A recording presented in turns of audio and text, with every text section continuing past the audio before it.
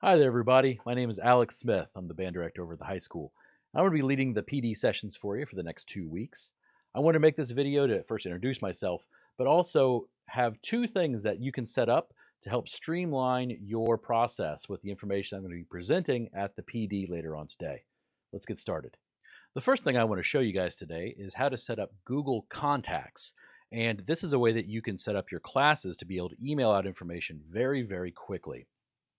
So here I am inside of a blank Google window. I'm going to go over to my 9 dots over here on the top right and find contacts. This will open up a thing that looks a lot like your email client, and it's actually connected to your Gmail client. So I've already got some stuff in here that's different than what you will have, but we are going to start by creating some labels. So on the left-hand side here, there's a little button that says Create Label. And if you click that, I'm going to give this the name test. You can name this anything. So if you want to name this one of your classes, like I have, or just a group of students or a group of teachers, or really anybody, you can create a name for this group and then assign people into that group. Now, once I've done this, you see that there's nobody here. The next step is to actually go into the search bar and search the name of a person. I'm going to search for Todd Balmer, and I will get his little contact card here. And I can see all the emails that I've sent to him and just kind of some basic information. From here, I want to go to the More Actions button, the three little buttons here, and then find the label that I want to sign him into. I'll hit Test and then close this out. Now you'll see when I'm inside my test label, Todd Balmer just emerged here. Now I want to add, let's add one more person. I will add Jenny Jockum, my wonderful coworker at the middle school.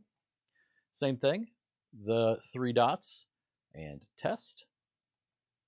And there we go.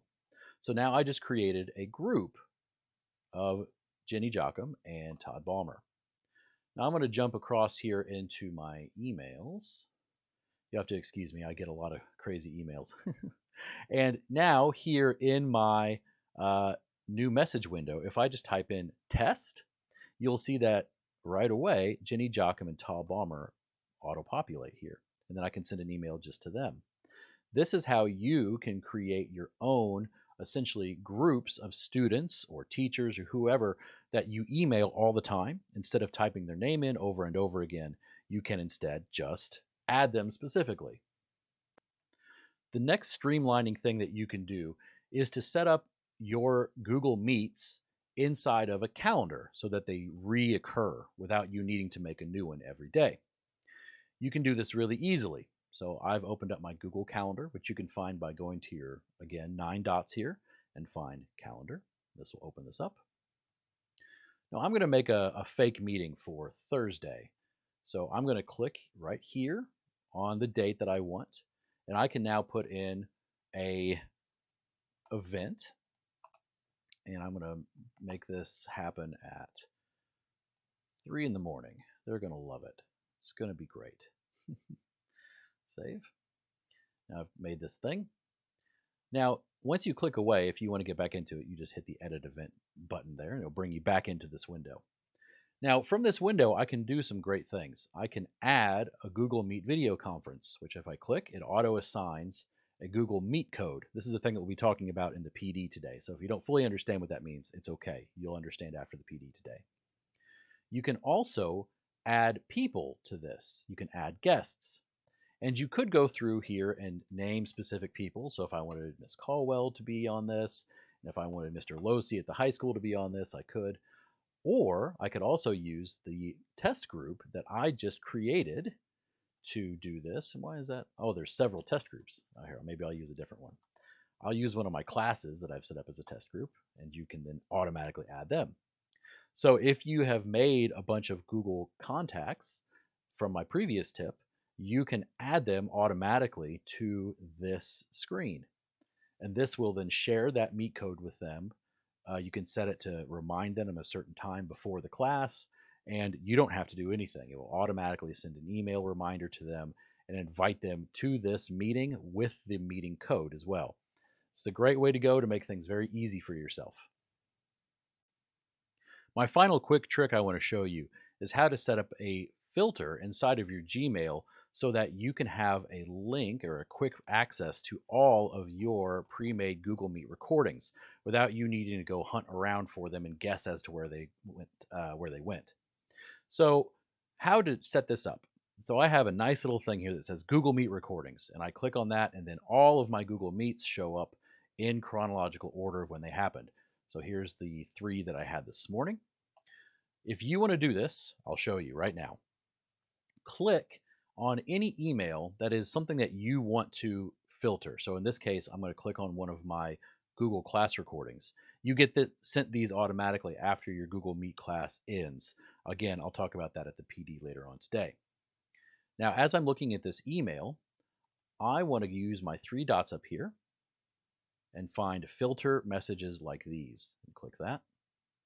And then this is going to automatically find all of my Meet recordings, and it's going to put in the address that by default Google emails you a link to your own Google meeting. It's a little confusing, but Google will email you a link to your Google Meet after it happens. And the email address that they use to send that is always this one right here, meet/recording/no-reply@google.com. So by default, this will be filled in the from line. That means that any email that comes from that particular Google meeting recording can be automatically filtered. So that works. You could also, if you wanted to, change the subject to the name of the class. So if I wanted only to have my Blue 1 band classes filter into this, I could use this as a thing, and it would actually just generate only my Blue 1 band classes. But I'm just going to do just the basic filter. Now I'm going to hit create filter here. And this is going to then give me some options of what to do with this filter. Now you could do things like, okay, mark it as red, which is kind of nice. That way they don't clutter up your email the way mine is. But for our purposes, we want to apply the label. So I'll click that checkbox. And then you have a drop-down menu here that says, cool, what label do you want to use? And I already have a bunch of these, but if you want to create a new one, you hit New Label.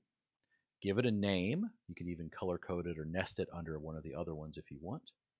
And then hit Create. And that will automatically it'll create a little spot over here on the left-hand side of your email client, and it will automatically put new meetings as they come in into this filter. So you don't have to go through your entire inbox to find which thing you're looking for. You can find just all of the meetings that you need. Like I said, folks, I'm really looking forward to the PD both today and next week. If I can ever be of assistance to you folks, please don't be shy to reach out to me. I'm under Alexander Smith in the school email, asmith@scsc.school, and I'm always happy to help. So please don't be shy. Good luck.